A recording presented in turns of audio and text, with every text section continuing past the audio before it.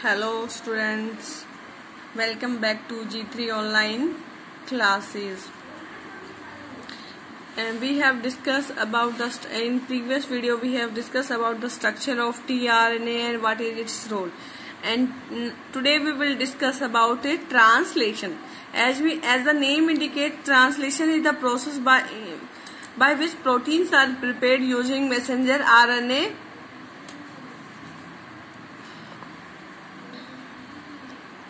अब बात करते हैं भाई ट्रांसलेशन की। ट्रांसलेशन होता क्या है? Translation refers to the process of polymerisation of amino acids to form a polypeptide. अब देखिए ट्रांसलेशन का मतलब क्या होता है भाई, हम पॉलीमराइज करेंगे एमिनो एसिड्स को और क्या बनाएंगे भाई, पॉलीपेप्टाइड। तो पॉलीपेप्टाइड क्या होते हैं भाई, पॉलीपेप्टाइड क्या होती है, a long chain of a amino acid, या you can say that more than 2 amino acid is called polypeptide. The order and sequence of amino acid are identify the sequence of base pair in the messenger RNA. भाई कौन सा amino acid आएगा कौन decide करेगा भाई, ये messenger RNA के through decide होगा।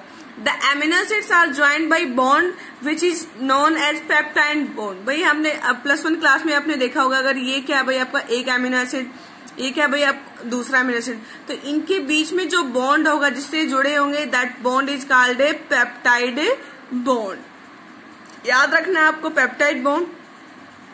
The formation of peptide bond requires energy. अब ये जो पेप्टाइड बॉन्ड है इसको बनाने के लिए किसकी जरूरत होती है भाई, एनर्जी की जरूरत होती है। Therefore in the first phase itself amino acid are activated. इसलिए अमीनो एसिड्स को क्या किया जाता है भाई, एक्टिवेट किया जाता है। The first in the phase of itself amino acids are activated in the presence of ATP and linked to their cognate tRNA, a process commonly called charging of tRNA. देखिए भाई tRNA को क्या किया जाता है, चार्ज किया जाता है ताकि जो पर्टिकुलर अमीनो एसिड है वो क्या कर सके, उसके साथ बाइंड कर सके। और इस प्रोसेस को क्या बोलते हैं भाई, amino acylation of A tRNA। तो आपसे पूछा जा सकता है पेपर में कि व्हाट इज अमीनो असाइलेशन। तो amino acylation is actually the charging of tRNA so that tRNA can bind to amino acid and it can form further bond with amino acid. If two such charged tRNA are brought close enough, the formation of peptide bond between them would be favored energetically. देखिए भाई जब क्या होता है, जो tRNA है आपका, tRNA की स्ट्रक्चर कैसी होती है भाई, क्लोवर लीफ लाइक स्ट्रक्चर होती है आपकी tRNA की। और जब ये जो चार्ज tRNA है और यहाँ पे क्या आपकी एंटीकोडॉन लूप है, ये जो आपकी एंटीकोडॉन लूप, और यहाँ पे क्या रहेगा आपका रिस्पेक्टिव अमीनो एसिड रहेगा। अभी जो अमीनो एसिड है ये कब इसके साथ बाइंड करेगा, जब क्या रहेगी, एटीपी रहेगी, एनर्जी रहेगी।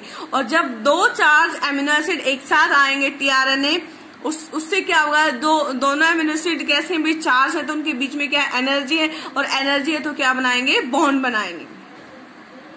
ठीक है भाई। Presence of catalyst would enhance the rate of peptide bond formation. अभी हमने कैटालिस्ट के बारे में, कैटालिस्ट क्या होता है भाई, catalysts are the molecules which can decrease और increase the rate of a reaction. तो कैटालिस्ट क्या कर सकते हैं भाई, इंक्रीज भी कर सकते हैं और डिक्रीज भी कर सकते हैं। तो ये रेट ऑफ रिएक्शन को क्या करते हैं, चेंज करते हैं। अब बात करेंगे भाई cellular factory. The cellular factory responsible for synthesizing proteins is the ribosome. So ये आपको याद रखना भाई, जहाँ प्रोटीन फॉर्मेशन होती है वो कहाँ होती है भाई, राइबोसोम्स के पास होती है। The ribosomes consist of structural RNA and about 80 different proteins. देखिए भाई हम बात करेंगे राइबोसोम्स की, तो यहाँ पे जो आपको एक स्ट्रक्चर दिख रही है ग्रीन कलर में, जो स्ट्रक्चर है ये क्या है भाई, राइबोसोम है। और ये जो राइबोसोम्स है ये दो मॉलिक्यूल से मिलके बना हुआ, 2 बायोमॉलिक्यूल से मिलके बना हुआ। एक है भाई आपकी प्रोटीन मॉलिक्यूल्स और एक है आपका RNA here is the structural RNA। RNA का मतलब क्या होता है भाई, राइबोसोमल RNA। R का क्या मतलब है, राइबोसोमल, और RNA मतलब RNA आपका राइबोन्यूक्लिक एसिड। ठीक है भाई। अब ये इसमें क्या है भाई, 80 डिफरेंट टाइप की प्रोटीन्स हैं। अब बात करेंगे भाई in its inactive state it consist as 2 sub units. तो भाई इसमें 2 सब यूनिट होते हैं, एक लार्ज सब यूनिट और दूसरी क्या है भाई, स्मॉलर सब यूनिट। ठीक है, ये आपको याद रखना है, large sub unit and a small sub unit. When the small sub unit encounter and messenger RNA the process of translation of messenger RNA to proteins begin. देखिए भाई जब ये जो स्मॉल सब यूनिट है ये किसके साथ टकराती है, जब आपके मैसेंजर आरएनए के साथ टकराती है तो वहां से क्या स्टार्ट होती है आपकी the process of A translation. तो आपको यहाँ पे जो ऑरेंज कलर में जो दिख रहा है कि आपका मैसेंजर आरएनए, और मैसेंजर आरएनए की जो पोलरिटी हो क्या भाई 5 प्राइम टू 3 प्राइम। और ये क्या है भाई आपके, ये आपके क्या है भाई न्यूक्लियोटाइड्स। जैसे ये क्या भाई साइटोसाइन यूरेसिल यूरेसिल। तो ये क्या डिसाइड करेंगे भाई, आपका kind of a amino acid ये डिसाइड करेंगे। देखिए भाई यहाँ पे जो आपका क्या है भाई CGU, क्या है CGU, और टीआरएनए के पास क्या है भाई आपका एलेनिन, क्या है एलेनिन। ठीक है, अब बात करेंगे भाई CAA, तो इसके लिए क्या आएगा यहाँ पे वैलिन। तो ये सारे क्या भाई आपके अमीनो एसिड हैं। ठीक है, The process of translation of messenger RNA to proteins begins. There are 2 sites in the large subunit for subsequent amino acid to bind to and thus be close enough to each other for the formation of peptide bond. देखिए भाई हम बात करेंगे जो messenger RNA वो कहाँ bind करेगा, paper में आ सकता है स्मॉलर सब यूनिट्स पे बाइंड करेगा। और यहाँ पे जो आपकी लार्ज सब यूनिट है यहाँ पे क्या रहेंगे, 2 बाइंडिंग साइट रहेंगे। यहाँ पे क्या रहेगा, एक तो इनकमिंग टीआरएनए है जो बाइंड करेगा जो, और दूसरा क्या भाई आपका जो एग्जिट करेगा वो क्या भाई आपका 2 आपके टीआरएनए क्या रहेंगे बाइंड करेंगे। एक तो क्या आएगा जहां पे आपका न्यू टीआरएनए आएगा, और एक क्या हो गया भाई जो आपका ओल्ड टीआरएनए जो क्या करेगा एग्जिट करेगा। ठीक है, तो दोनों की दोनों है, जो टीआरएनए जहां पे बाइंड करेगा वो कहां पे रहेंगे भाई आपकी लार्ज सब यूनिट में रहेंगे वो पार्ट, वो area. And the ribosomes also act as a catalyst, और ये जो राइबोसोम्स है किसका काम करते हैं भाई, कैटलिस्ट का काम करते हैं। अब बात करेंगे भाई 23SR आरएनए। भाई यहाँ पे S क्या है भाई सेडिमेंटेशन कोफिशिएंट है, और R फॉर राइबोसोमल। देखिए भाई 23SR RNA in bacteria is the enzyme ribozyme. तो आपसे पेपर में आ सकता है भाई 1 मार्क्स इंपोर्टेंट है, अंडरलाइन कर लेना कि जो राइबोजाइम है उसमें जो कैटलिस्ट का काम करता है कौन सी सब यूनिट है, तो कौन सी भाई वो 23SR RNA. A translation unit in messenger RNA is the sequence of RNA that is flanked by the start codon.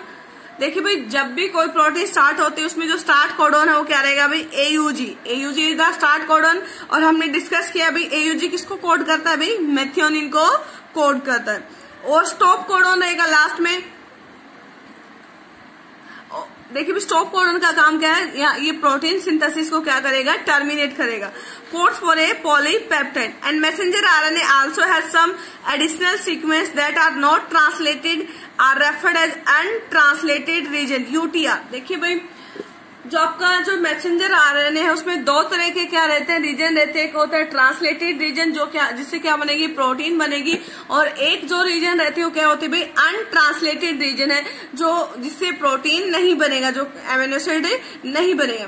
The untranslated regions are present at both 5' end before start codon and 3' end after stop codon. तो ये कहाँ पे रहेगी भाई, जो initiation codon है उससे पहले रहेगी, जो 5' एंड की तरफ रहेगा, और जो 3' एंड है उसके बाद में जो आपका स्टॉप कोडॉन के बाद में रहेगा वो भी कैसा रहेगा untranslated region. They are required for efficient translation process. अब आपसे पूछ सकते हैं भाई इसका रोल क्या है ट्रांसलेशन में, तो ये क्या करता है भाई ये इस प्रोसेस में क्या करता है एफिशिएंट बनाता है किसको, ट्रांसलेशन प्रोसेस को। For the initiation the ribosomes binds to the messenger RNA. भाई देखिए जब इनिशिएशन होती है तो राइबोसोम्स के साथ कौन बाइंड करेगा, messenger RNA at the start codon AUG and that is recognise only by initiator tRNA. और कौन रिकॉग्नाइज करेगा भाई initiator tRNA. The ribosomes proceed to the elongation phase of the protein synthesis. उसके बाद क्या करेगा भाई, जो राइबोसोम्स है वो क्या करता जाएगा, मैसेंजर आरएनए को रीड करता जाएगा और उसका रिस्पेक्टिव टीआरएनए क्या लेके आएगा, एमिनो एसिड लेके आएगा। और फिर जो चार्ज टीआरएनए उनसे क्या बनेगा, पेप्टाइड बॉन्ड बनेगा। और इस तरह से हमारी क्या बनती जाएगी, एमिनो एसिड की एक चेन बनती जाएगी। उस चेन को क्या बोलते हैं भाई, polypeptide. During this phase, a complex composed of an amino acid linked to tRNA sequentially bind to the appropriate codon in messenger RNA by forming complementary base pair with the tRNA anticodon, and the ribosomes move from codon। और अब ribosomes क्या करेगा भाई, codon to codon move करेगा। कैसे करेगा भाई, codon to codon move करेगा, ठीक है। Amino acids are added one by one, और इस तरह से एमिनो एसिड क्या होते जाएंगे भाई, ऐड होते जाएंगे। Translated into polypeptide sequence dictated bye DNA and represented by messenger. देखिए भाई, जो डिक्टेट कौन करेगा, इन्फॉर्मेशन कौन देगा, डीएनए, उसको लेके कौन जाएगा, मैसेंजर आरएनए, और उसको बनाएगा कौन भाई, आपका राइबोसोम्स। और मैसेंजर आरएनए और टीआरएनए की हेल्प से क्या बनेंगी, प्रोटीन्स बनेंगी।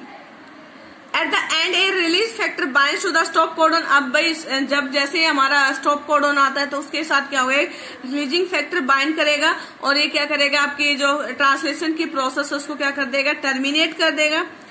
और जो पॉलीपेप्टाइड है वो क्या हो जाएगी भाई, रिलीज हो जाएगी, कहां से, राइबोसोम से। अब हमने पढ़ तो लिया ट्रांसलेशन के बारे में।